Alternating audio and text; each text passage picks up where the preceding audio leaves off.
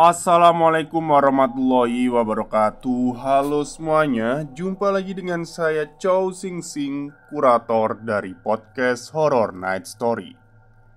Halo, apa kabar semuanya? Semoga puasa kalian hari ini lancar ya. Karena nanti 3 hari lagi kita akan berlebaran. Ya, kalau nggak Jumat, Sabtu sih. Tapi nanti mungkin ada perbedaan ya antara Muhammadiyah dan NU. Dan sebelumnya saya juga mengucapkan terima kasih sebanyak-banyaknya kepada para subscriber yang sudah nyawer saya ya, beliin kemenyan. Pada Mas Habdillah, terus siapa ini? Hiryokyu. Saya juga baru kemarin ini ngecek Saweria ini, ternyata ada yang donasi. Terima kasih. Dan pada hari ini saya kembali dan akan menceritakan sebuah cerita yang saya datangkan dari treat horornya Mas Kalong. Oke, daripada kita berlama-lama, mari kita simak ceritanya.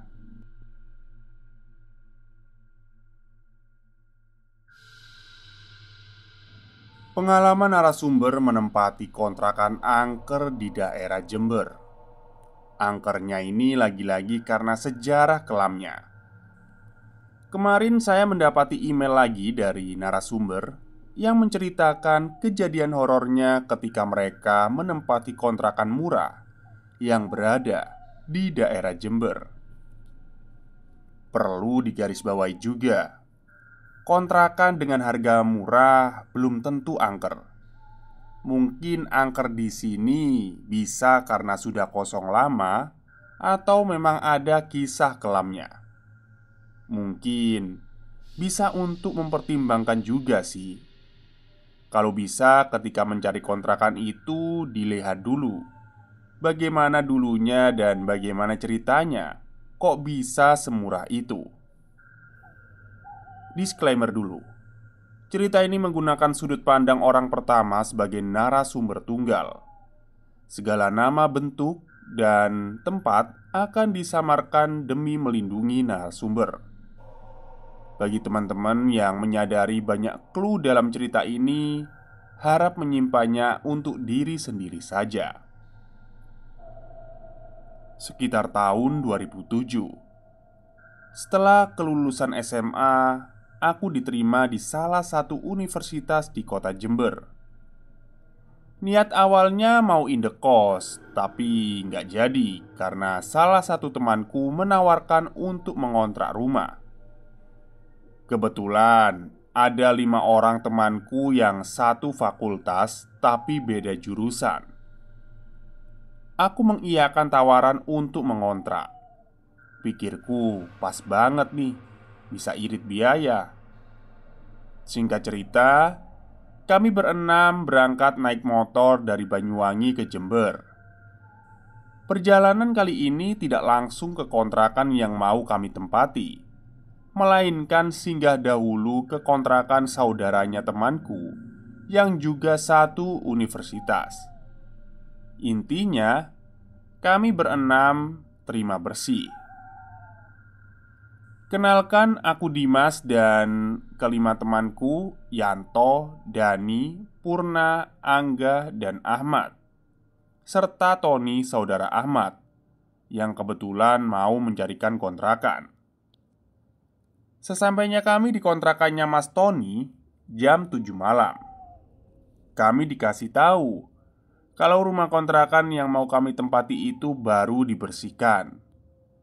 Jadi sementara aku dan teman-temanku disuruh bermalam di sana di kontrakannya Mas Tony. Paginya, kami berenam lanjut ke kontrakan setelah mendapat kabar kalau rumahnya sudah bisa ditempati. Rumah ini ada di sebuah perumahan yang padat penduduk, tapi posisinya ada di paling ujung belakang sendiri, paling pojok. Untuk akses menuju perumahan ini lumayan serem juga sih sebenarnya, karena kita harus melewati jembatan kecil dan pasar juga. Tapi pasarnya ini bukan hanya di hari tertentu. Dan rumah ini ada di Blok F nomor 14. Dan di blok ini hanya ada 4 rumah yang menjadi tetangga kami. Jika dilihat dari luar sebenarnya aku kurang srek ya. Mungkin karena catnya sudah pudar dan ketika masuk, lantai keramiknya juga kusam. Seperti sudah lama tidak dihuni. Pokoknya serem deh kalau udah masuk sana. Mungkin kalian bakalan gak betah. Dan lagi-lagi, karena harganya murah juga menjadi pertimbangan buat kami. Mau nggak mau akhirnya kami sepakat patungan untuk sewa 1 tahun sekian. Rumah ini besar, ada 2 lantai, bisa jadi 2 rumah karena luas. Total kamar ada 7 dan 2 kamar mandi. Setelah sepakat menempati kamar masing-masing dan sisa 1 kamar untuk tempat sholat. Hari pertama kami beres-beres sampai sore hari. Dan ternyata ya aman-aman aja sih, nggak ada gangguan sama sekali. Tapi ada yang janggal. Mulai dari lampu kamar mandi belakang dan kamar belakang depan dapur yang sudah diganti tapi tiba-tiba mati begitu saja. Padahal sudah diganti yang baru tapi ketika dinyalakan tak lama mati sendiri. Padahal kelistrikan pun juga aman, gak ada yang konslet. Positifnya kami gak mikir aneh-aneh. Ya kita hiraukan saja lah. Mungkin karena lelah seharian bersih-bersih. Hingga pagi menjelang, tepatnya hari kedua kami menempati rumah kontrakan itu. Masih aman. Karena waktu itu masih dalam suasana ospek juga. Kami pulangnya sore. Malamnya jam 7, aku dan teman-teman main kartu di lantai 2. Enaknya di lantai 2 ini ada balkon di atas garasi. Jadi bisa langsung melihat ke bawah dan jalan. Tiba-tiba saja pohon bambu yang ada di depan kontrakan bergerak-gerak sendiri. Kayak ketiup angin padahal jelas-jelas gak ada angin. Otomatis kita yang lagi di atas noleh semua ke arah sana. Ada rasa merinding juga sebenarnya. Akhirnya si Dani ngajak buat turun. Nah, malam ini aku ngerasa ada yang aneh. Karena itu aku tidur di kamarnya Dani. Ya, alasannya cuma satu, takut. Sedangkan teman yang lain mereka sudah di kamar masing-masing. Cuma aku saja yang tidur di kamarnya Dani. Aku masih terjaga, belum ngantuk juga. Dulu HP Nokia 3650 masih ngetren tuh. Aku main game aja, biar siapa tahu bisa tidur sendiri. Sampai jam 1 dini hari mataku juga belum bisa merem. Sedangkan si Dani udah molor dari tadi. Tiba-tiba aku mendengar ada suara orang lagi jalan. Tapi jalannya kayak diseret. Jelas banget suaranya. Lama-kelamaan suaranya itu semakin dekat. Karena aku juga penasaran, akhirnya aku intip lah lewat jendela. Kebetulan juga kamar si Dani ini yang paling depan. Jadi langsung bisa lihat halaman depan dan jalan. Setelah aku intip itu gak ada siapa-siapa di luar. Aku kembali lagi di posisi semula. Tiduran, menunggu apalagi selanjutnya yang terjadi.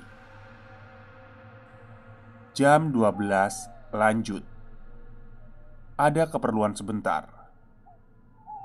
Tak lama dari itu, suara orang jalan muncul lagi. Dan kali ini tepat di luar jendela. Aku pun penasaran. Aku tengok lewat jendela, tapi nggak ada orang. Benar-benar kosong. Hanya ada daun bambu kering yang berserakan di garasi. Aku kembali lagi untuk tiduran. Nah, kali ini benar-benar ingin merinding. Tiba-tiba saja aku mendengar ada suara tangisan bayi. Suaranya itu terasa sangat dekat. Padahal selama ini tetangga rumah tidak ada yang punya anak bayi. Akhirnya aku bisa tenang setelah adzan subuh. Lumayan lama tuh gangguannya. Memasuki hari ketiga masih normal dan kami melakukan aktivitas seperti biasanya. Aku juga tidak menceritakan kejadian semalam kepada siapapun. Khawatir aja kalau teman yang lain ketakutan. Sedikit gambaran saja, keadaan rumah kalau siang hari terasa lembab dan suram. Mungkin karena rumah menghadap ke barat. Jadi, ketika pagi hari membelakangi sinar matahari. Pun begitu ketika sore juga jarang terkena matahari. Karena di bagian barat ada sungai yang dalam dan rimbunan bambu yang agak lebat. Jadi rumah ini nyaris tidak mendapatkan sinar matahari. Makanya ketika siang sejuk dan tidak terasa panas. Meskipun Jember ini terkenal dengan udaranya yang panas. Bisa dibayangkan ketika malam hari tidak ada penerangan jalan, betapa gelapnya melewati rimbunan bambu di depan rumah kontrakan kami. Malamnya aku lagi di bawah di kamarnya Angga. Karena penghuni kamar lantai 2 belum pada pulang. Masalahnya, kalau mau naik aku harus melewati kamar mandi belakang yang gelap. Kemudian naik tangga. Dan di bawah tangga itu ada semacam kolam yang gak dipakai. Kolam. Ini berarti ini ya, kemungkinan tangganya itu ada di luar rumah gitu mungkin ya. Kayaknya loh ya. Masa di dalam rumah ada kolam? Oke, lanjut. Jadi di bawah tangga itu ada semacam kolam yang gak dipakai.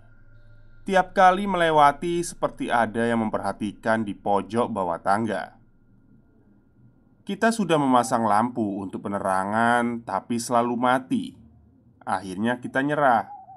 Karena baru jam 9 malam, aku mau ngajak Angga buat nyari warung kopi sekalian makan.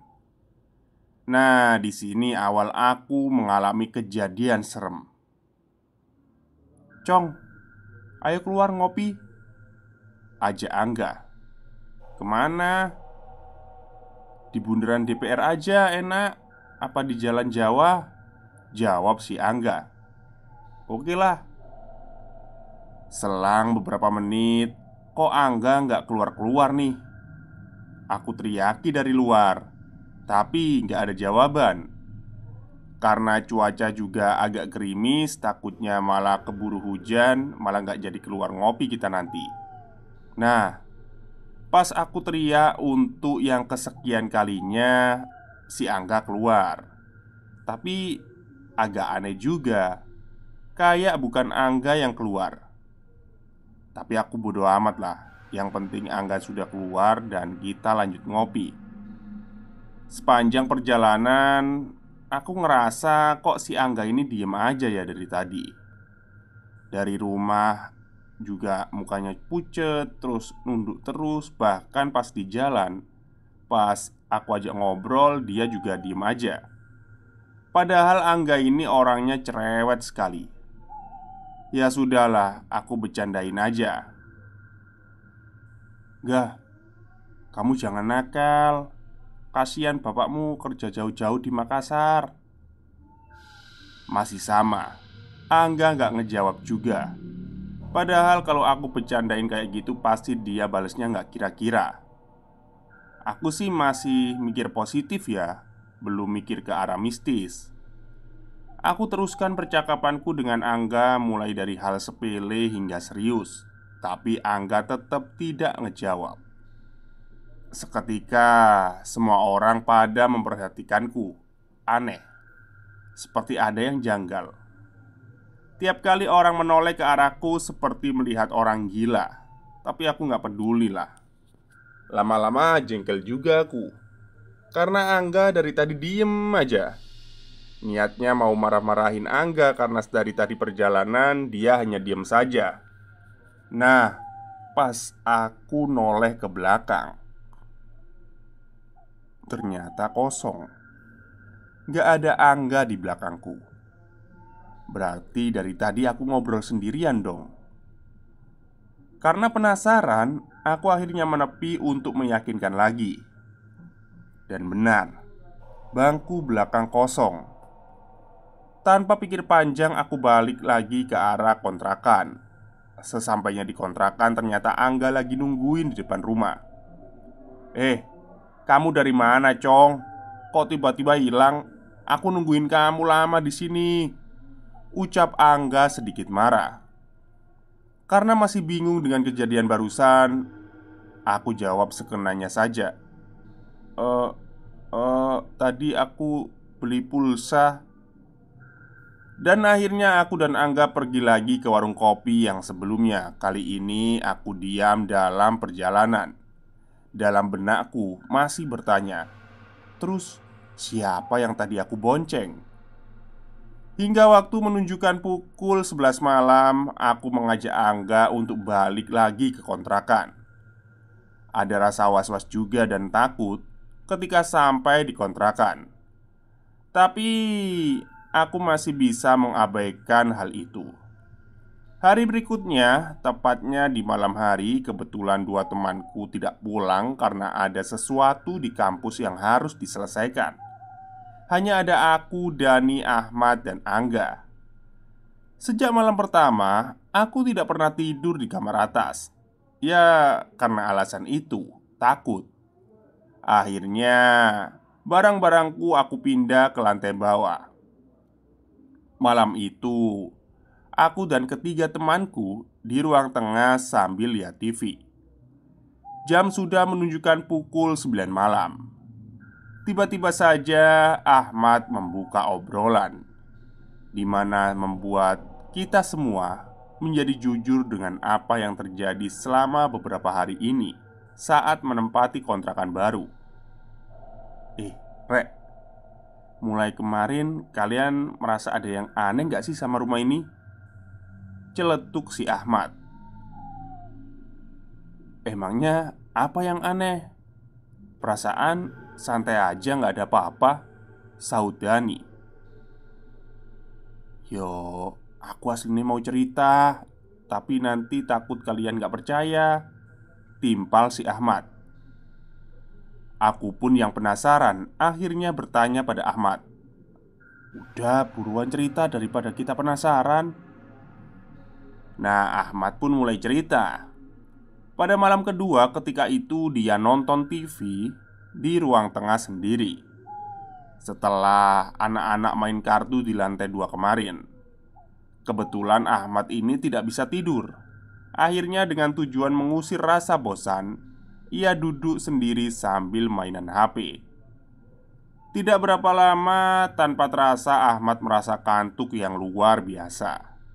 Entah bagaimana ceritanya, Ahmad bermimpi. Dalam mimpinya tersebut, ketika pulang dari jam kuliah malam, dia pulang ke kontrakan sendiri. Di rumah tersebut dia masuk ke dalam mencari anak-anak. Namun anehnya tidak ada yang menyautnya. Dia mencari-cari ke ruang, seraya tetap memanggil anak-anak. Sampai akhirnya di kamar belakang yang saat ini ditempati oleh aku dan Angga. Ketika dia membuka pintu kamar, terkejutnya Ahmad. Apa yang dilihatnya ketika pintu terbuka? Ternyata di sana ada sosok nenek kebaya yang berlumuran darah tanpa kepala. Sontak si Ahmad kaget setengah mati. Terdiam terperanjat selama beberapa detik. Dan akhirnya lari tunggang langgang naik tangga menuju lantai 2. Ketika sampai di lantai itu, Ahmad pun membuka pintu kamar yang dulu aku tempati. Karena panik dan ketakutan, dia membuka pintu itu terburu-buru. Nafas yang terengah-engah berusaha menutup pintu kamar itu. Namun, ketika membalikan badan, ternyata ada sosok pocong yang sedang berdiri dengan kain kafan yang kotor penuh lumpur. Muka pocong itu juga penuh dengan kapas yang sudah kotor. Ahmad pun yang dalam ketakutan lari keluar dan menuruni tangga. Karena dilanda rasa ketakutan yang luar biasa, dia jatuh ketika berusaha menuruni anak tangga. Dan karena semua hanya terjadi di dalam mimpi, sontak dia kaget dan terbangun. Dan ketika mengumpulkan kesadarannya, Ahmad merasa kejadian dalam mimpinya itu seperti sebuah pertanda dan nyata. Kami bertiga pun yang mendengar cerita itu menjadi merinding ketakutan. Si Dani antara percaya dan tidak berusaha menyangkalnya. Tapi terlihat dari bahasanya kalau dia benar-benar takut. Karena dari kita semua berenam yang ngontrak di sana, dia yang paling takut dengan hal-hal yang berbau mistis. Aku pun sebenarnya mau menceritakan apa yang terjadi padaku malam itu. Cuman mungkin momennya kurang pas ya. Jadi aku tetap memendamnya. Tiba-tiba saja Angga membuka cerita yang dialaminya. "Aku juga ngerasa aneh ya dari kemarin," ucap Angga. Aku yang penasaran dengan ceritanya langsung menimpali. "Kemarin malam kenapa?" Dan sejurus kemudian Angga bercerita pada malam kemarin ketika dia tidur bersamaku di kamar belakang. Sekitar jam 2 dini hari. Tiba-tiba Angga kebelet pipis. Karena melihatku sudah tidur pulas, akhirnya dia memutuskan untuk tidak membangunkanku. Sebenarnya Angga takut untuk pergi ke kamar mandi. Kebetulan semua lampu sudah dimatikan dan ada kamar mandi di sebelah kamar. Cuman memang gak kepakai dan airnya mengalir tidak lancar, yang membuat Angga ragu untuk pipis karena kamar mandi yang lain ada di ruangan depan dekat dengan ruang tengah. Dan menuju ke sana harus melewati tangga ke lantai 2 dan bekas kolam yang tidak terpakai. Dan dia juga harus melewati dapur dan ruang kamar kosong yang sebenarnya kita buat tempat sholat. Namun selalu mati lampunya meskipun sudah diganti berkali-kali. Akhirnya dengan mengumpulkan keberanian, Angga dengan ragu membuka pintu kamar dalam keadaan merinding yang sangat, dibarengi dengan kebelet pipis yang tak tertahankan. Angga nekat pergi ke kamar mandi dengan langkah yang ragu, menembus gelap ruang belakang menuju ruang tengah. Sampai akhirnya dia sampai di kamar mandi. Sadar tidak terjadi apa-apa, dia berjalan kembali menuju kamarnya. Namun anehnya, ketika keluar dari kamar mandi, dia merasa ada yang mencoba menakut-nakutinya. Akhirnya dia memanggil namaku. "Cong, wis Cong, jangan bercanda, udah malam ini," celetuk si Angga ngomong sendiri. Namun tak ada jawaban. Angga yang sadar tak ada jawaban berusaha lari kembali kamar. Namun di tangga ada sosok hitam yang berdiri di kegelapan. Angga yang kaget mengira itu aku yang mencoba menakutinya. Dia mengambil gagang sapu yang ada di dekat kamar mandi.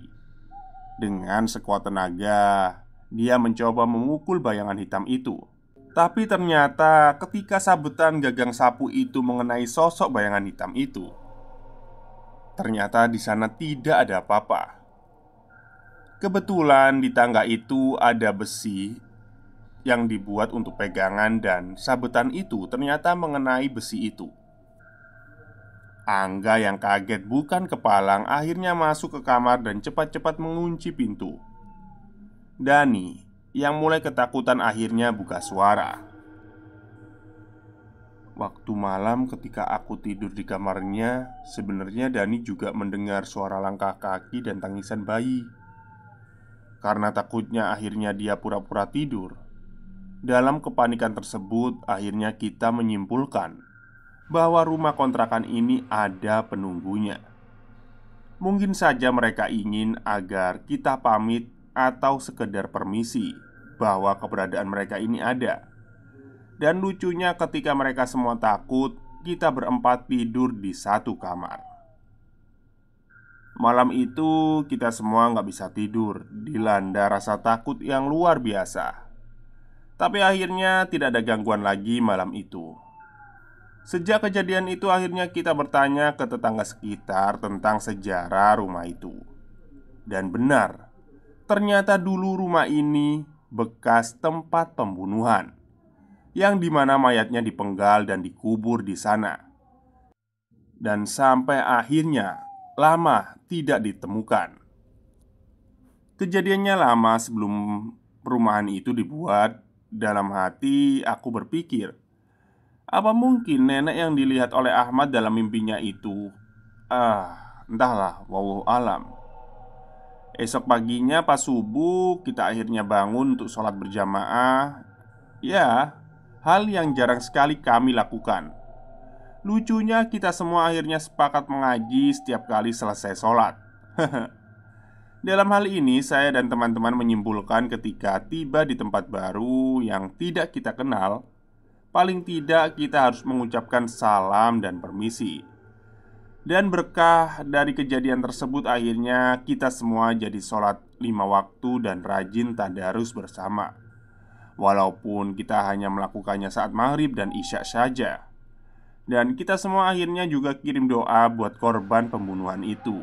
Walaupun kita tidak tahu siapa namanya dan kapan kejadiannya. Dan semenjak itu tidak ada kejadian aneh lagi yang terjadi di rumah kontrakan kami. Pernah hal aneh terjadi sekali. Itu pun sudah 6 bulan kita menempati kontrakan. Saat itu kakaknya Ahmad main ke kontrakan kami. Kebetulan hujan lebat jadi dia menginap. Kebetulan lantai 2 kosong. Akhirnya dia mau tidur di atas sendiri. Orangnya ini kebetulan agak pemberani ya. Dia cerita tidak diganggu apapun. Esok paginya dia pulang ke kontrakannya sendiri. Namun dia cerita ternyata malam itu HP-nya berdering namun tidak mendengarnya. Ada telepon masuk dari teman satu kontrakannya sekitar jam 1 dini hari, menanyakan kenapa tidak pulang sampai larut malam. Anehnya, yang angkat teleponnya ternyata suara berat seperti nenek-nenek tertawa cekikikan. Sontak temannya kaget setengah mati dan langsung menutup teleponnya.